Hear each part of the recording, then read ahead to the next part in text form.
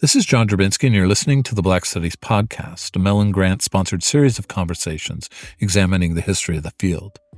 Our conversations engage with a wide range of activists and scholars, senior figures in the field, late doctoral students, and everyone in between, culture workers and political organizers, in order to explore the cultural and political meaning of Black Studies as an area of inquiry and its critical methods. Today's conversation is with Keeanga-Yamahtta Taylor, who teaches in the Department of African American Studies at Princeton University. In addition to a number of scholarly essays and journalistic articles, she has written From Black Lives Matter to Black Liberation in 2016, Race for Profit, How Banks and the Real Estate Industry Undermined Black Homeownership from 2019, and edited the immensely important collection How We Get Free, Black Feminism, the Combahee River Collective from 2017. In this conversation, we explore the complex political meaning of Black studies as a field of research and site of resistance, the relation of politics to intellectual inquiry in the past as well as contemporary moment, and the significance of radical thinking and writing in a time of political crisis. Hello, Keeanga. How are you doing? It's great to see you. Hey, John. I'm good. Glad to be here. Very excited for many reasons to talk with you today and hear your reflections on Black studies, about how you imagine the field, how you understand the future and past of the field, your own work in it, all of these things that we're talking about in this series, because you're really a very interesting person, like a number of people who has a PhD in the field, also works in a department in the field. And your research has really, I think, pushed Black studies in so many interesting directions. So just having a chance to talk with you about it and get your perspective on this stuff, I really value your time and thank you for making time for it. Yeah, no, I really am excited to talk about this as well, especially in this context. Excellent.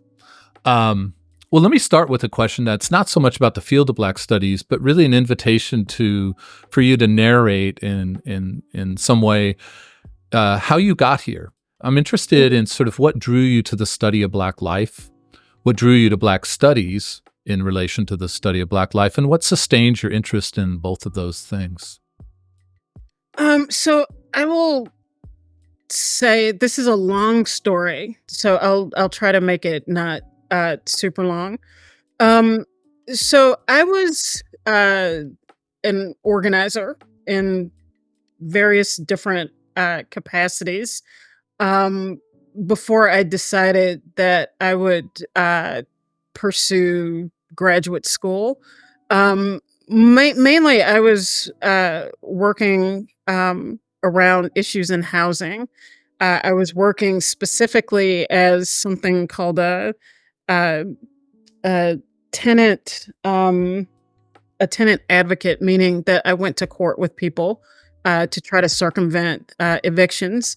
And through this process, I became like extremely curious about the sort of depth of segregation in the city of Chicago. I worked in an office on the north side of Chicago that was predominantly white and immigrant. And most of the people that I was working with, who I would go to court with, were Black women from the south and west side of the city. And I just really became interested in it. It made me notice how segregated Chicago was. When I first moved to the city, I lived in what we might think of as the near South Side, near the University of Chicago. And even there, the neighborhood was overwhelmingly Black. But if you went a few blocks south of the campus to the neighborhood of Woodlawn, and then even further south, it was completely Black. And I had never seen anything like this before. I grew up in Texas. I grew up in Dallas. My family is from Nashville on both my mom and dad's side. And I had just never seen this thorough segregation, meaning that you could literally go every day without encountering a white person, unless it was like a cop. Yeah. And so, I just want to say, I mean, to refer to another podcast, Michael Sawyer, who's from the South Side of Chicago, in his podcast was reflecting on South Side of Chicago too, and saying, like, until he went to high school, he didn't really fully understand that white people even lived in the city. Right. That's such a remarkable feature. And there's another aspect of it as well. When I first moved, like literally, we're driving the U-Haul through the city, and we stopped at like a Wendy's and ordered at the drive-through, and the woman sounded like she was from Mississippi, and so the segregation is so complete that not only do you not see white people, but Black people speak differently than white people in the city.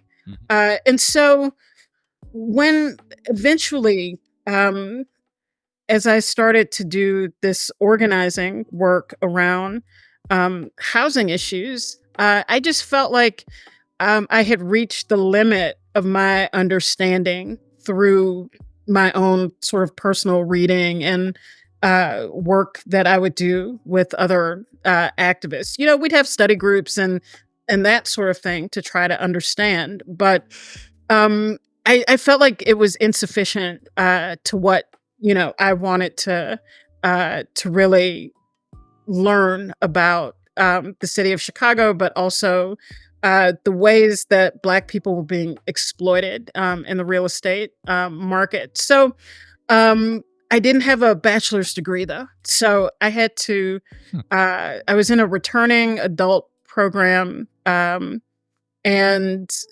I was working full-time, going to school full-time. Eventually, I applied to 3 graduate programs and got into one at Northwestern in African American Studies.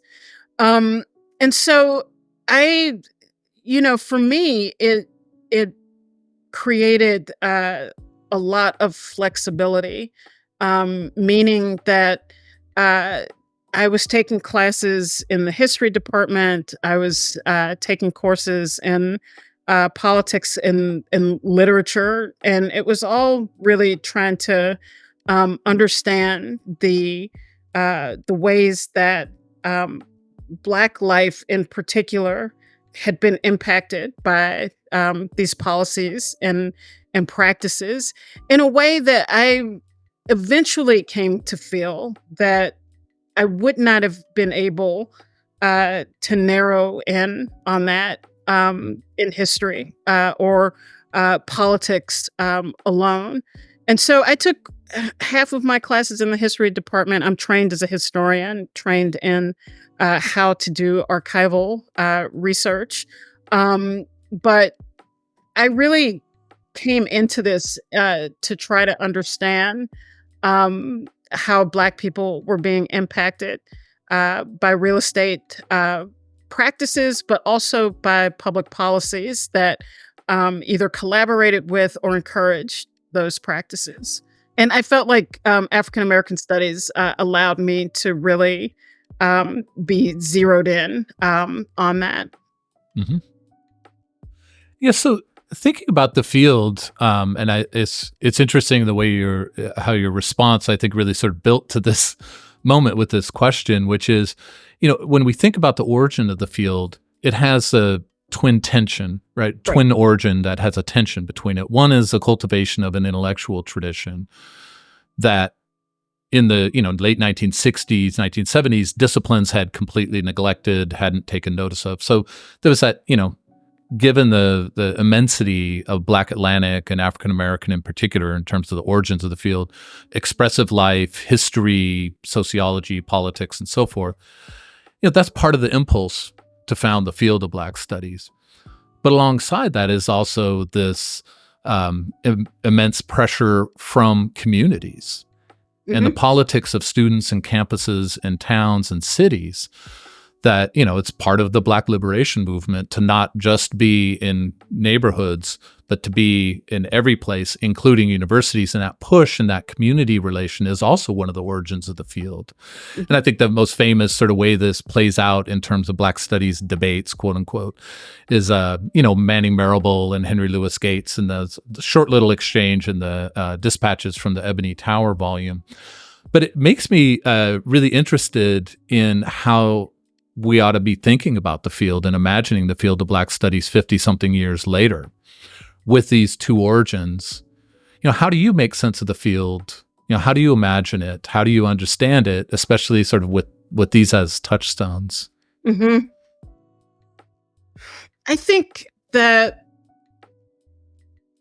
it's interesting. Things have changed so dramatically since the origins of Black studies, where you have Black people literally trying to force their way into colleges and universities, but not just to be there, but to really try to understand the history, culture, and politics of Black people as a way to both make sense of the conditions that Black people were living in at that moment, but most importantly, to change them, right? And so this has always been seen, historically at least, as a political project, that it's not just enough to know about the conditions of Black life, as the sociologist had pointed out, but what set Black studies apart was to change it, and to really separate or to really break down the walls and institutions that separated these bodies of knowledge from the community, imagined broadly. And so when you think about that as an origin story, to me, it has changed dramatically in ways that I think Black studies is almost unrecognizable from that origin studies, that origin story today. And that, I think one of the most dramatic changes in Black life over the last half century has been the diffusion of that notion of Black community, meaning that class differentiation, right?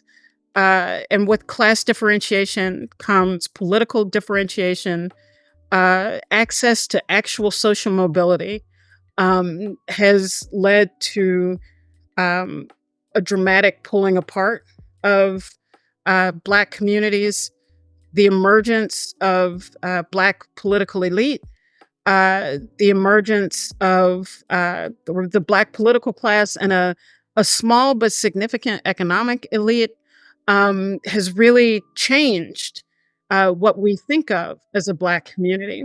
Mm-hmm. And so the idea that there's a kind of shared vision of what Black life is, what it should be, and a course of action needed to take to achieve that.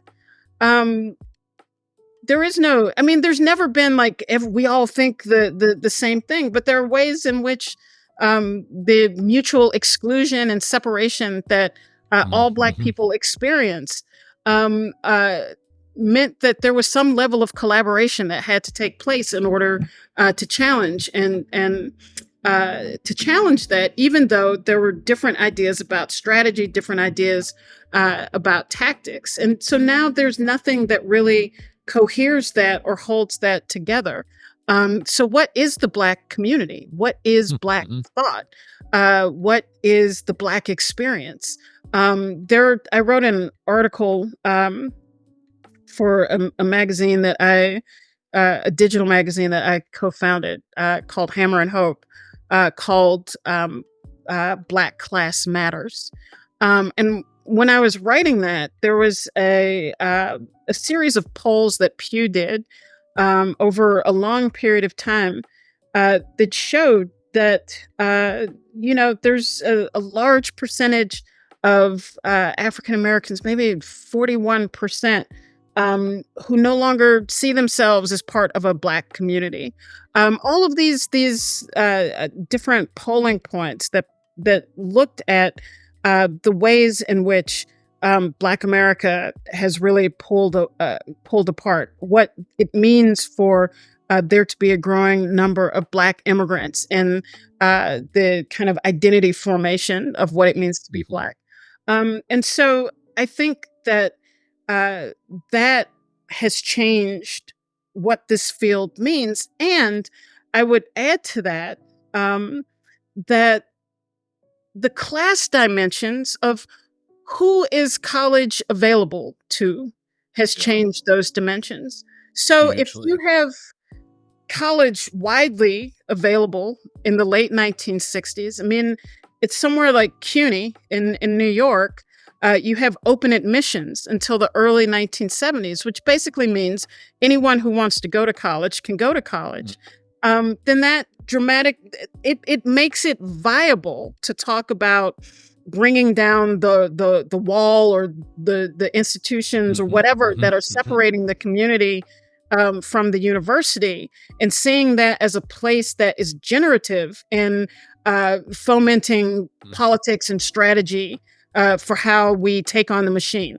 That doesn't exist anymore. And especially if you think about where Black studies is located as like strong departments with PhD programs, or that sort of thing, their concentration in private elite colleges or private or public elite Research One institutions.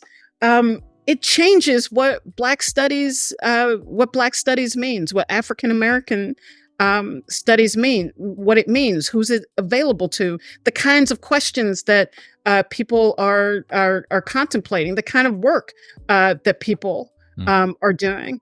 And so I think that those kinds of structural issues have really transformed the field in ways that have pulled it away from politics, political intervention, political thinking, and certainly from a project of revolution or social transformation. Of course, there are pockets of that, but some of the most prominent names in African American studies certainly wouldn't see that as their political project. So I think that makes it very different from the origin story. And I really love that.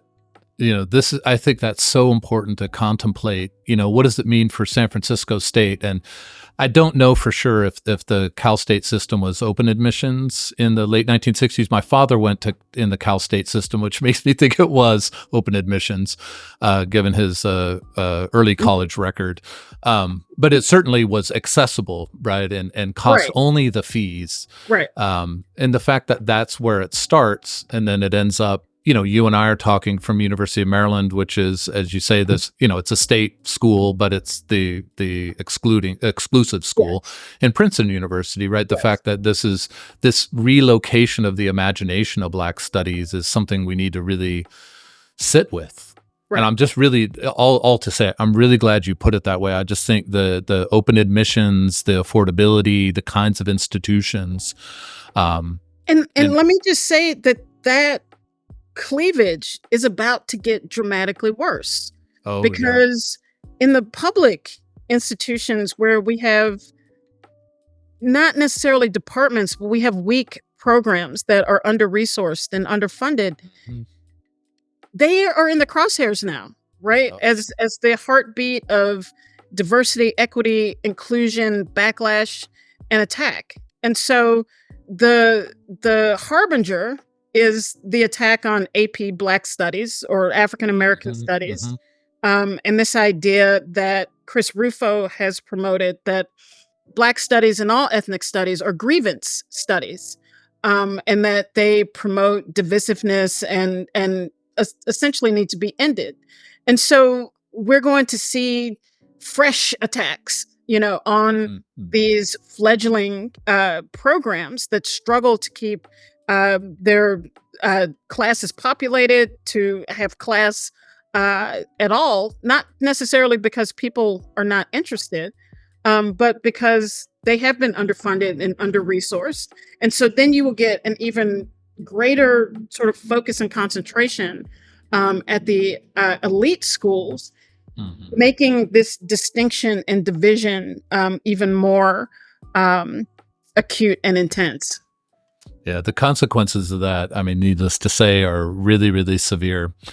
And even in places like, I mean, I think about this all the time, in a place like Maryland, which is very, not a state that's going to try to get rid of, Black studies programs in state institutions.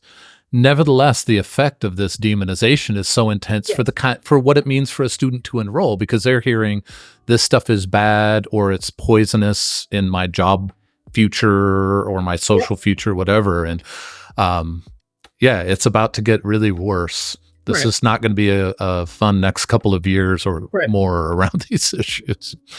Yeah. Well, let me shift the perspective a little bit and ask you about your own work and how you think of it in relation to Black studies. In particular, I'm interested in, you work in politics, urban studies, history, as you said, trained in historical methods. And that is in some ways, been one of, if not the cornerstone of the field, especially history. But, you do really special things in your work. So I'm curious how you think of your work in relation to the history of the field, but also what you think your work does in terms of pushing the field's boundaries. That's a great question. So my first book, From Black Lives Matter to Black Liberation, was like classic Black studies text, meaning that book came out of my deep embedded engagement with the anti-police movement in the city of Chicago. I moved to Chicago in order to, my girlfriend at the time, we were living in New York City, was an anti-death penalty activist. And this was in the late 1990s, in 1998. And she was working in New York, but also in Chicago with a group of death row inmates who called themselves the Death Row 10, all of whom had been given death sentences as a result of confessions that they made when they were being tortured by police. And so we moved to Chicago to organize with this group of men on death row called the Death Row 10. And so, that was a part of a long history of organizing. I mean, I was organizing with different community groups, with family members of people who had been killed by the police or who were in prison through the early aughts and certainly up into and through the murder of Trayvon Martin. And so that book came out of debates and discussions with the Chicago movement about how do we move forward? How do we, take this moment of intense agony and anger and turn this into a broad-based social movement? And so that was the kind of core of that. Then with history and politics and, an attempt at a political analysis to make sense of why this movement was emerging in this historical moment. And so for me, this is what Black Studies is for. And the fact that no one in my department harassed me about writing that book, I'd been on the job for 2 years. It came out in January of 2016, so a year and a half. It was a trade press. It was obviously an extremely political book. Whereas I feel like if I had been in a history or politics department, that would have been frowned upon. That, this is not the order by which we do things. This is not, the university press. And so that was one way in which being in Black studies created the space for me to be able to write that book without rancor, and then also to then follow up with a book, How We Get Free, which was during Black Lives Matter. Of course, Black women kind of became the political center of that movement, and people are quoting Assata Shakur and Audre Lorde, and I wanted to make explicit the connections between a Black feminist consciousness of the 1970s, exemplified through the Combahee River Collective, to a new generation of activists. So that book was also inspired by what I would describe as a kind of historic Black studies methodology. Race for Profit was a different kind of book, but to me, that book is interesting and better because I had been in a Black studies department.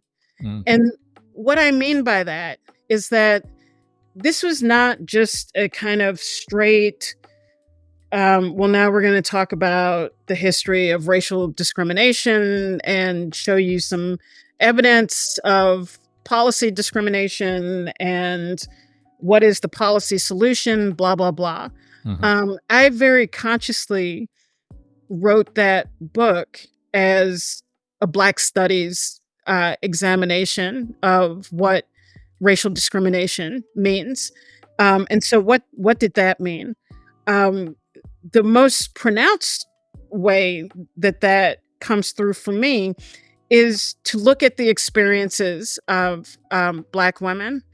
And I was, I got the reader reports from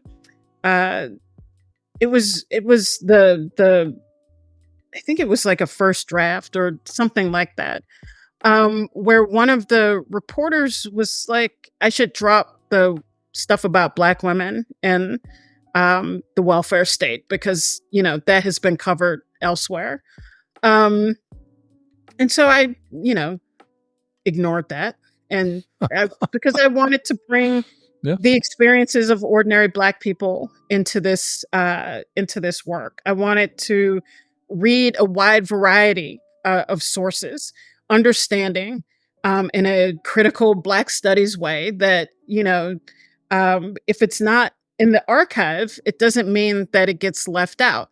And that the struggles of poor and working class Black women are usually not in the archive, or if they are, it's not on their own terms. It's on institutional terms. It's on the terms of the state that is descriptive of them, but not their own examination of what their experience is like. So it means that you have to go look elsewhere.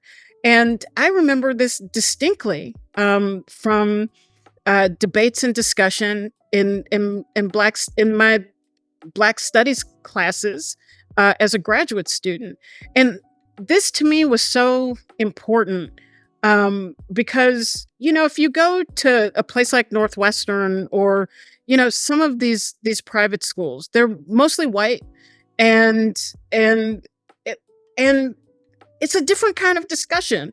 And I know this from taking several courses in the history department, where I would be one of two Black students. And I will never forget that this was a 20th century U.S. history seminar. We were talking about the autobiography of Nate Shaw, or Ned Cobb, right? This 600-page book about a Black sharecropper in Alabama who went on to help build Sharecroppers Union in rural Alabama. And so we come into class, and for the first 45 minutes, these white students are literally debating whether or not this could be true, whether or not this Black man could have had this experience that he said he had.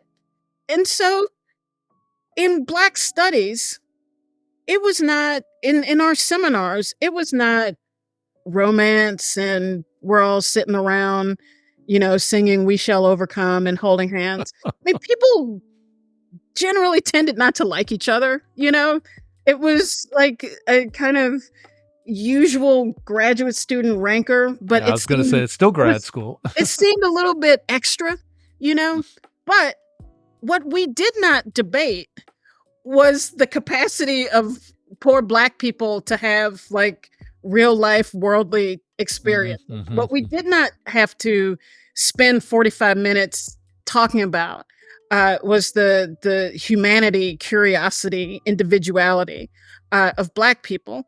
And it meant we had different kinds of conversations and discussions. And so I could bring that, not just experience, but the insights that come from that into this work. And I did that very explicitly, having read the sociological and even historical examinations of Black urban life in the 20th century, where it's very flat, very one-dimensional, with decidedly not to do that.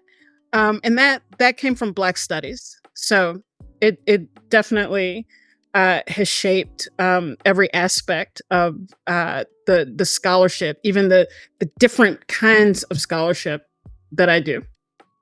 And I think, one of the things I'm thinking as I listen to that response, super interesting, many, many things super interesting about it. But one thing that stuck out for me, or it was on my mind when you were talking, is how even 50-something years into the field of Black studies, I think we still have a kind of muted conversation, like not enough conversation about what a Black studies book looks like. So it's just really interesting to hear you talk and think like, okay, you're actually laying out exactly what a Black studies book looks like, or even just a series of books, or a Black studies writing life looks like. Because I'll have students and sometimes colleagues outside the field ask like, well, what's a real Black studies book? And it doesn't stump me because I have responses, but it does make me think like, where's the language for this more broadly? I think, obviously Souls of Black Folk is not only a cornerstone of the African-American intellectual tradition, but an exemplary Black studies book, right? I think Faces at the Bottom of the Well, these things that mix genres and these sorts of things. But I think thinking about that and like, what does it mean to be a field where we have an emerging, sense of what we do and how it's different in all those ways you just talked about, and how that makes books and articles and writing lives look different. It's also it's a question of methodology as well, right? Yeah. And also what it is that you write. And so for me, this issue of what to do about Black women was important because I wanted to include their experience in a multidimensional and interesting way that provoked curiosity, and not just, oh, we've seen this story 1,000 times before. And so I think even the questions that I formulated about how to do this, why to do this, where to look for the information I needed to do that multidimensional history are questions that come out of Black studies. And then with the how the work is actually construed, for me, it was also being able to think in a complicated way about the Black experience. And that doesn't mean that other disciplines don't do that or can't do that. But to me, that's not a chapter It's not, a kind of side note. It is to create this entire work dealing with this question of complicating what we think we know about Mhm. poor and working class Black people and their experience in the housing market, their experience as potential homeowners, their experience as renters. What does it mean to bring Black people into the center of this kind of history? And I knew, having studied the field of housing discrimination, both sociologically and historically, that there are Black people present, but they're certainly not at the center Mhm. of Mhm. the story. They are additive as an example of uh, something that may have gone awry, that was well intentioned but ended up somewhere else, but not as the center of the story. And so, for me, that is all derivative of a kind of Black studies framework and training. Mhm. I love that. Um, I'm going to make an abrupt shift, but Mhm. maybe you've already kind of down this path a little bit, because thinking about what is the Black studies sensibility, methodology, orientation, frame, these different ways of talking about this. It also makes me, it sort of naturally raises a question for me, and it's a speculative, big, broad claim kind of question, but what do you think that the field has done particularly well? And what do you Mm. think it has not done particularly well? What has it done well? There are three things that come to mind. One is creating a space, and this, again, 50 years later, seems obvious, but there was no space to think Mhm. about or talk about, interrogate Black life. There just wasn't, before Black studies. So creating a space is important.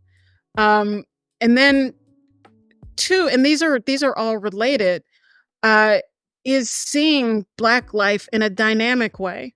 And what Mm. that means is that there were there were discussions about Black people prior to Black studies.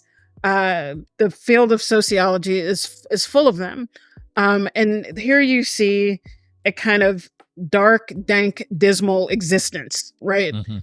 All the things that have happened to Black people are wrong with Black people, and so by creating a space, it meant creating a much more robust and interesting um, display of Black life. So I always think about this article that I co-wrote with Marcus Hunter, Zandra Robinson, and Mary Patillo, about the other side of Black life. And so we wrote an article about um, this kind of overused concept now of Black joy.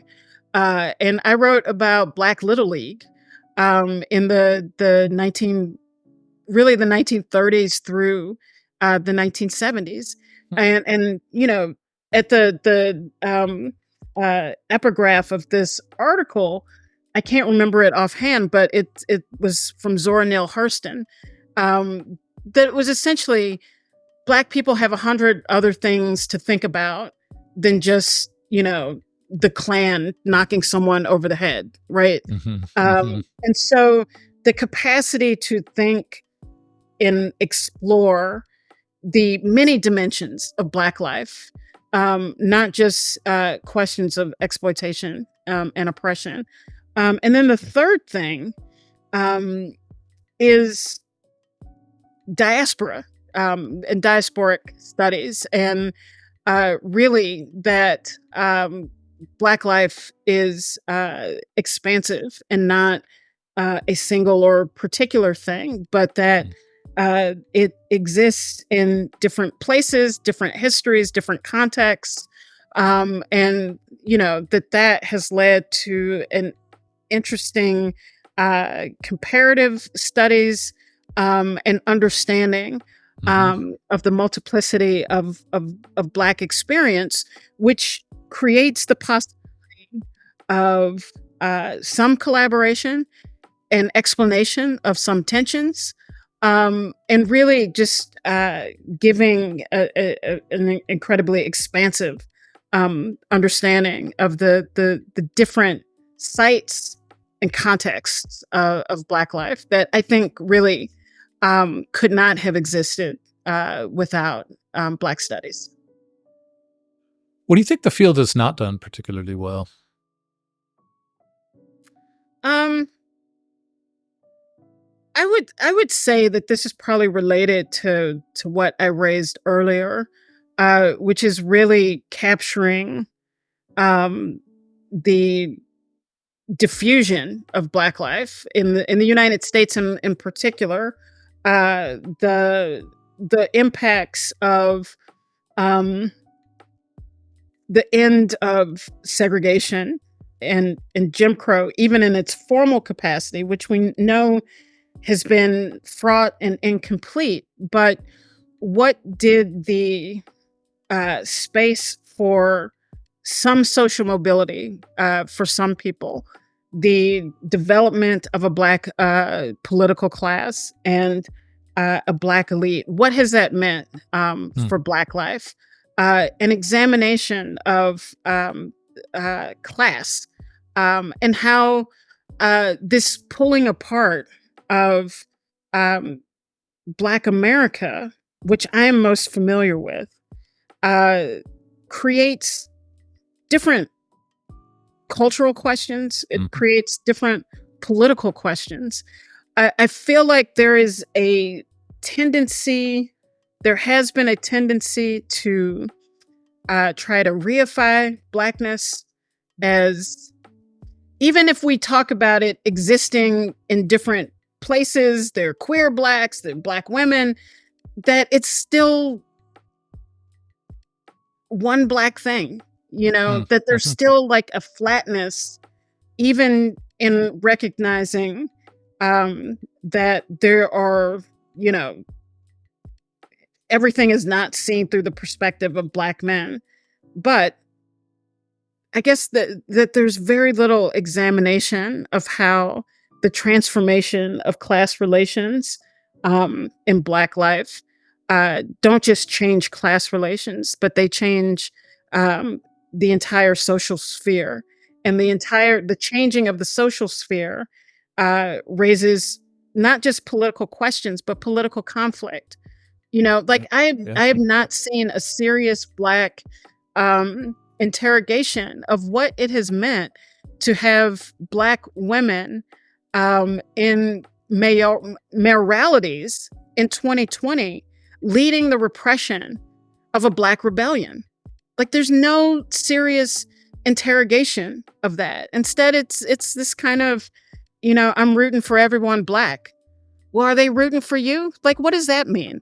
It's such an anti-intellectual, unserious approach to deadly serious questions. I just saw, not to get controversial, but since we're here, Kim Crenshaw, who is known for coining the term intersectionality, take a picture with Kamala Harris at Essence Fest, which is the great gathering of the Black bourgeoisie, and its hangers-on, talking about Kamala Harris being attacked as a DEI vice president, which is true. Like, she has been subjected to this kind of racist onslaught. And if she becomes the nominee that replaces the old dithering Joe Biden, we can expect that to intensify.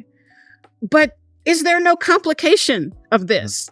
Of the Black woman who sits at the helm of an empire that is financing a genocide of Palestinian people in Gaza? Do we have no question about that? The role of Kamala Harris in California in using the kind of discourse of the war on drugs and law and order to demonize Black children. And so the lack of critical thinking in an age of Black class conflict is troubling, and the lack of political engagement and debate. I hear is, I won't speak for you, but even before the controversies with Ibram Kendi at Boston University's Center for the Study of Race, or whatever it's called, the people had major questions about his framing of racism, either in Stamped or in How to Be an Anti-Racist. But no one actually engages in the debate, right? Like either in a journal or some kind of written capacity. People just complain. And these are not personal attacks, right? These are engaging in political debate about what do these terms mean? And they have significance because they're a part of a much larger political debate. But it feels like we don't take these political questions seriously. So you think about the role of the Black scholar, the journal, which saw itself as a forum for people invested in the field could not work things out to come to some mutually agreed upon conclusion, but thought that the stakes of the debate were real enough and serious enough that we should engage them publicly, that there was an informed public that we were in dialogue with, because it mattered, because it had consequence for the greater politics of our political struggle for a different kind of world. And that just feels like it doesn't exist. That people are comfortable in their cocoons, in their private little departments or whatever. And so what is the consequence of Black studies? Does Black studies does it matter?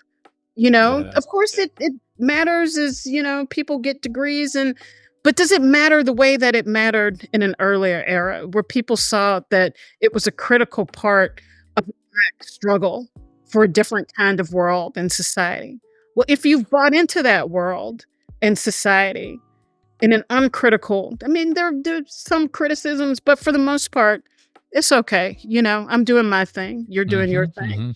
So how has a neoliberal sensibility, a kind of rapacious individualism, also impacted the Black Studies project? Even thinking about that, I feel like as a discipline, as a field of study, that it no longer takes these questions seriously.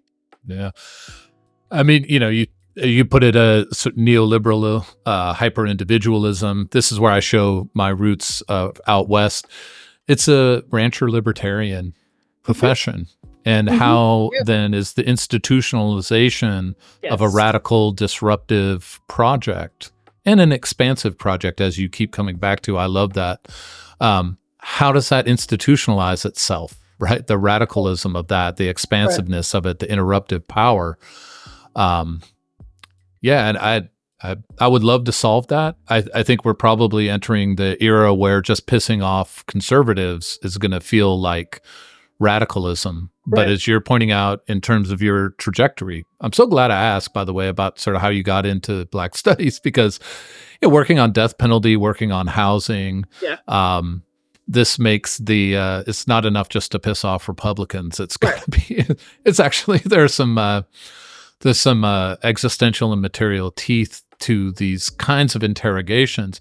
And I really, the do we all arrive at the same conclusion is such an important horizon, I think, for any area of studies. I think just parallel, I don't know if you have thoughts on this, but I think women and gender sexuality studies have actually had their boundaries pushed in this way and responded in ways that have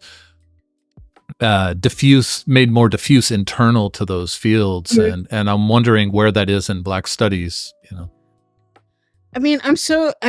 I'm glad that you pointed out the institutionalization because often it's easy for these conversations to devolve into moralism, right? That this is a moral critique. And this is why people don't want to engage in debate, because everything is seen as a personal attack. But when you talk about institutionalization, it, I think, exposes the structural aspects to this, which means to me that you can't just passively wait for it to pass, Yeah. And so what is the either desire for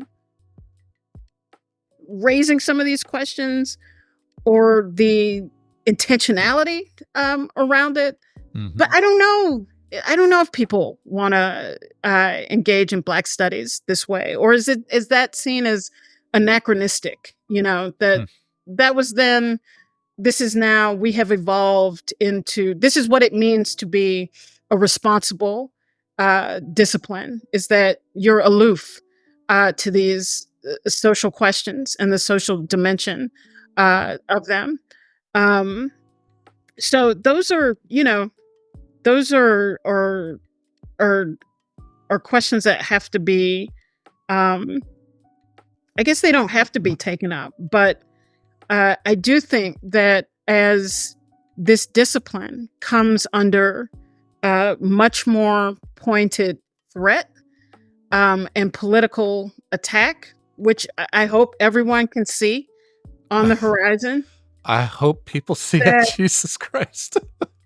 you'll either start to think about politics, or politics are going to be thinking about you, and you're not going to have a response. So in that sense, it's a field that I don't know how much longer people can hide in, Yeah. And so, it doesn't mean that you have to have my politics or anything like that, but our field is under attack, and the attack is going to intensify.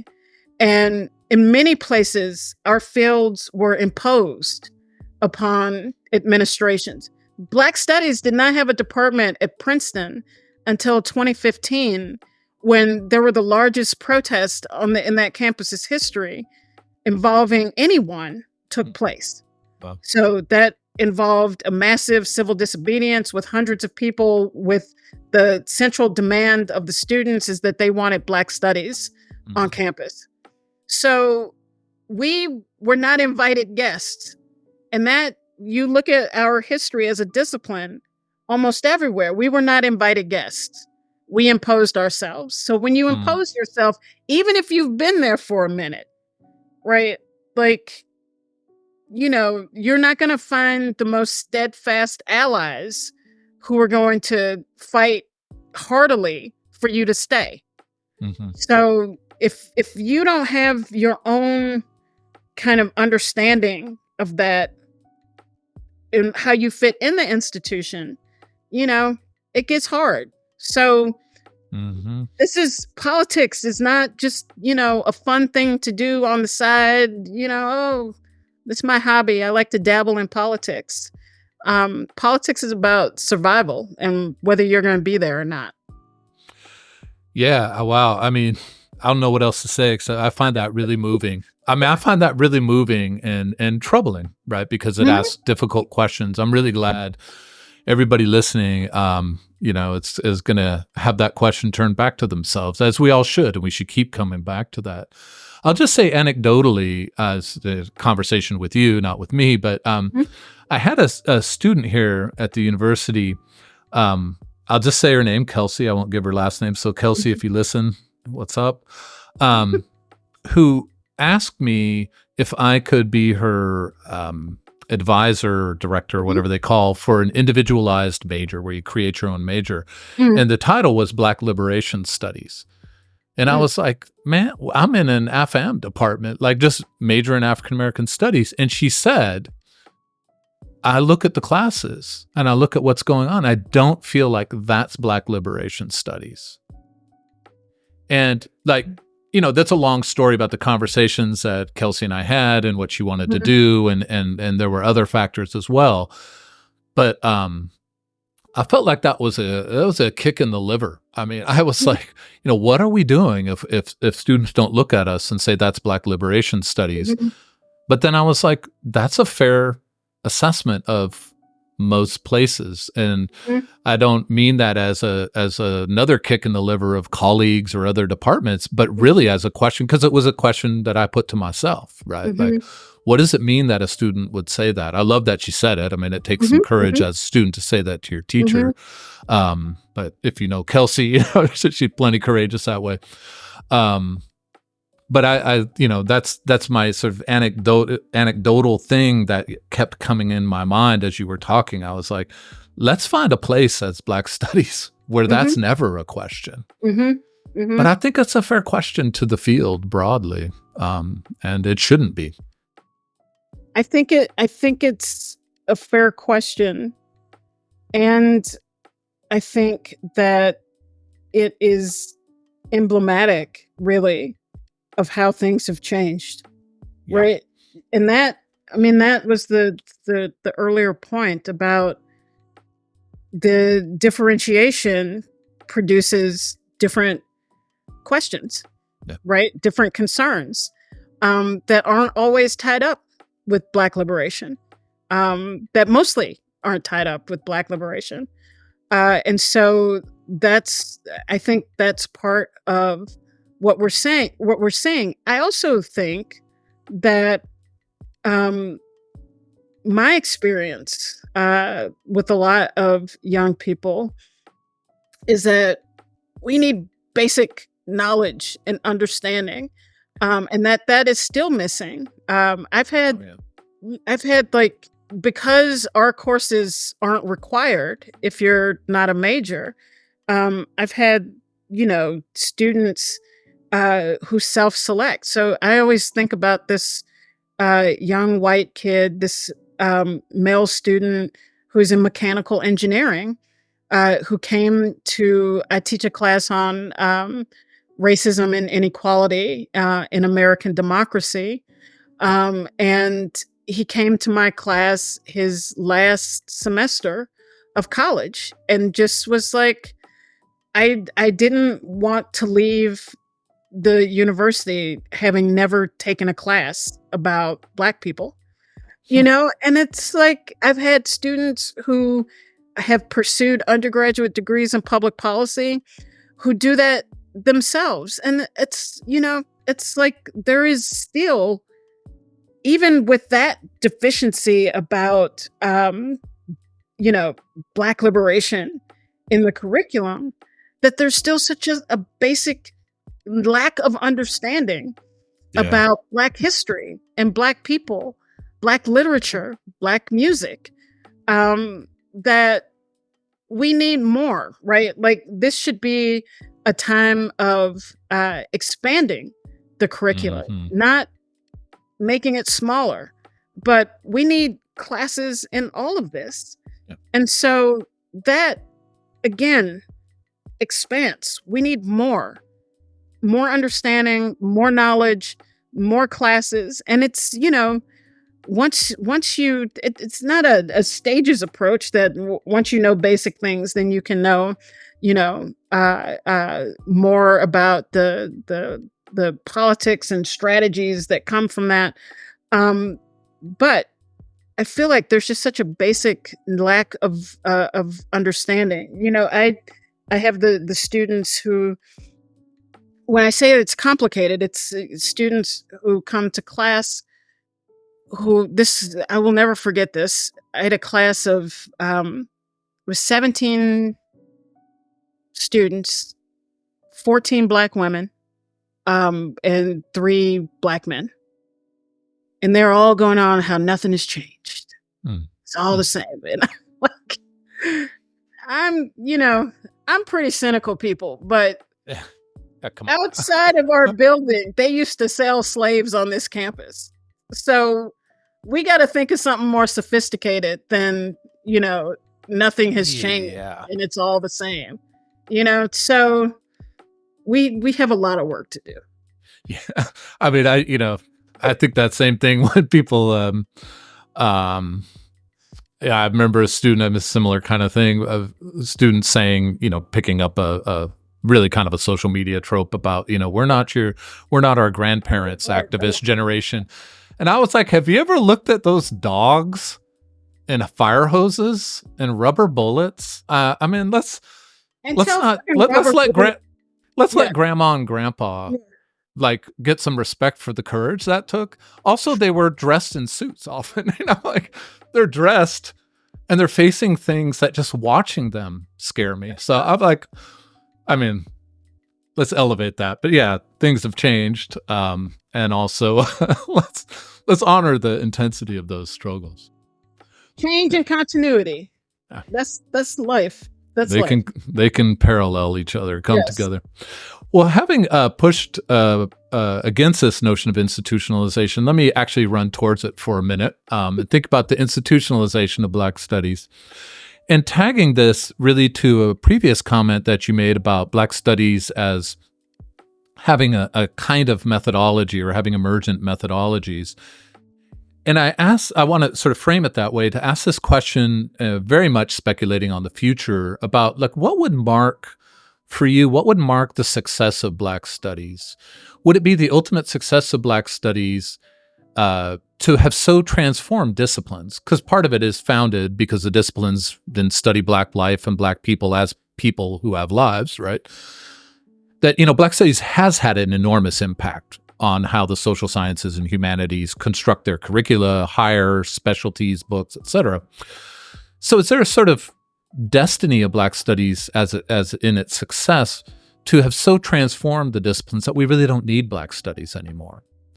Or is the success of Black studies to have formulated something that can't be dispersed into the disciplines? To have something like a Black studies sensibility or methodology, maybe it's here, maybe it's under-theorized, or maybe it's clear, that would make Black studies a sort of permanent fixture in what we think of as education, of writing, of teaching and researching? I think that we should always have Black studies, and mostly it's because, or women's studies, ethnic studies. I think that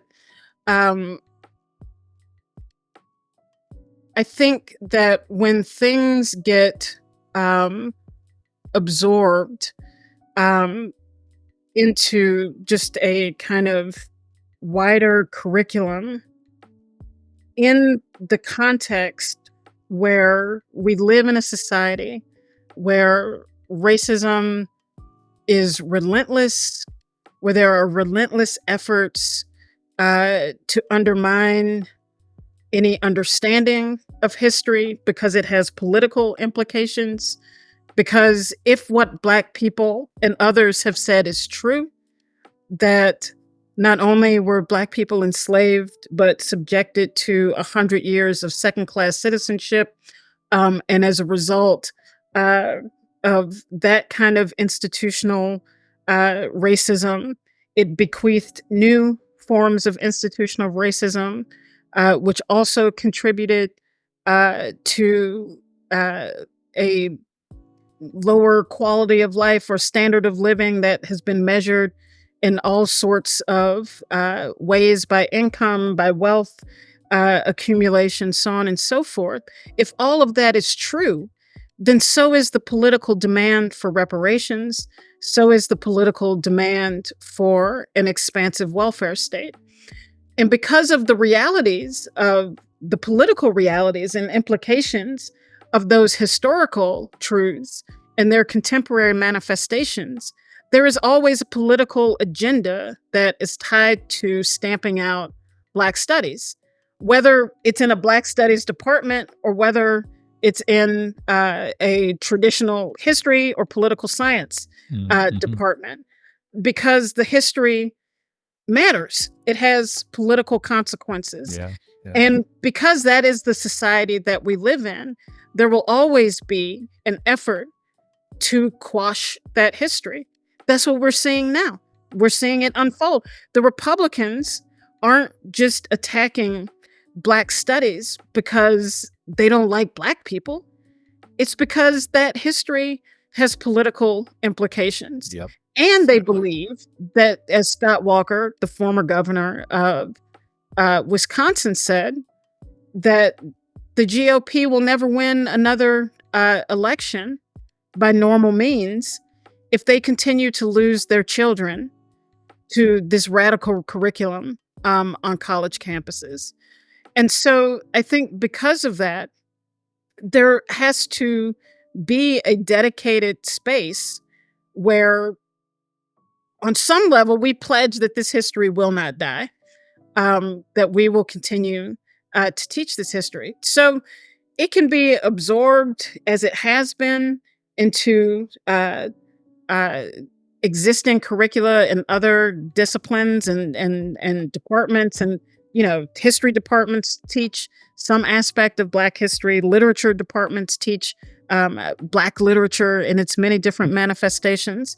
But we have to hold on to these spaces because of the relentless attacks on this production of knowledge.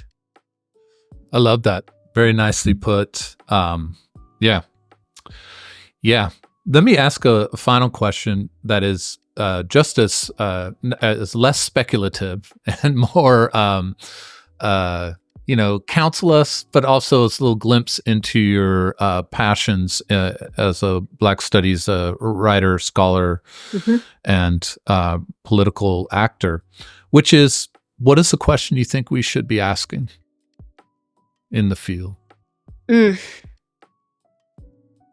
Well, I think the main question we should be asking right now is sort of along the lines of what I've been trying to touch on, is what is, Black Studies is about Blackness in different places.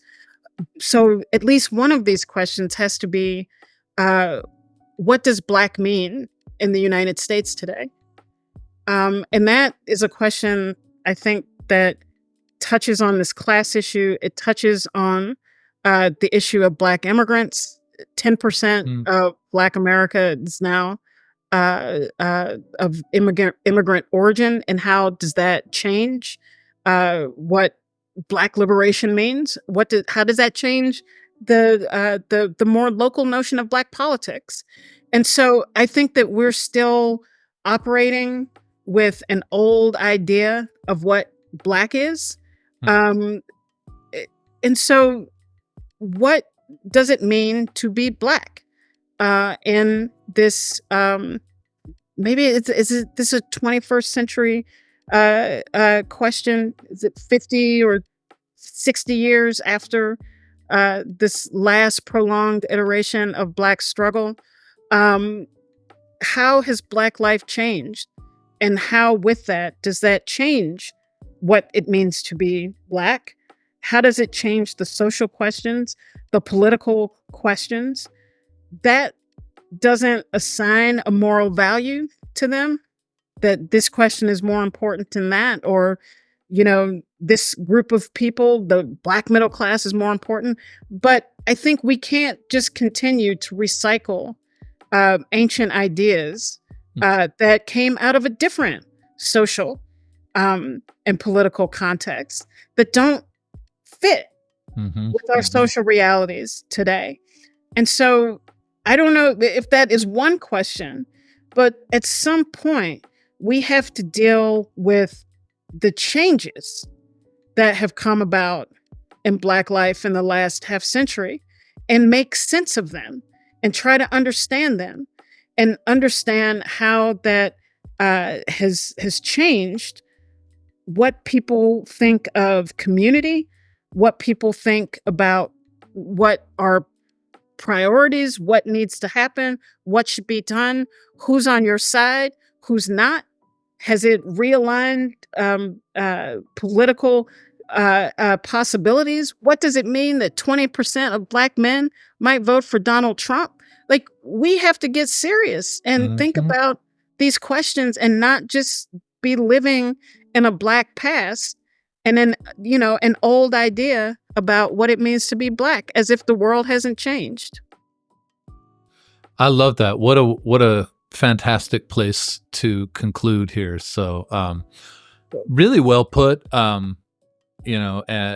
This imperative, and what one way of summarizing what you said is, what do we need to be asking in Black studies? We need to ask, what is the Black in Black studies? Yes. Kind of a foundational question, but I agree with you. I think it's one we stumble on as a field, and but so much of what we've talked about gets us down the path of asking these questions in really rigorous and precise ways. And I really thank you for your time. I mean, I was really excited to talk with you, hear your perspective, and you've given me and everyone who listens a lot to think about. Really just brilliant stuff. And it's an excellent contribution to our field just to get us asking all of these questions. And I love this last one. What do we mean by Black in Black studies? So thank you so much for your time, for real, and for your thoughtfulness. Thank you. And thank you for smart, insightful questions. It makes a big difference. Yeah. Well, I appreciate that. All right. Well, you have a good rest of your day. Stay cool in this heat wave and all of that. All right. All right. Take care. Okay.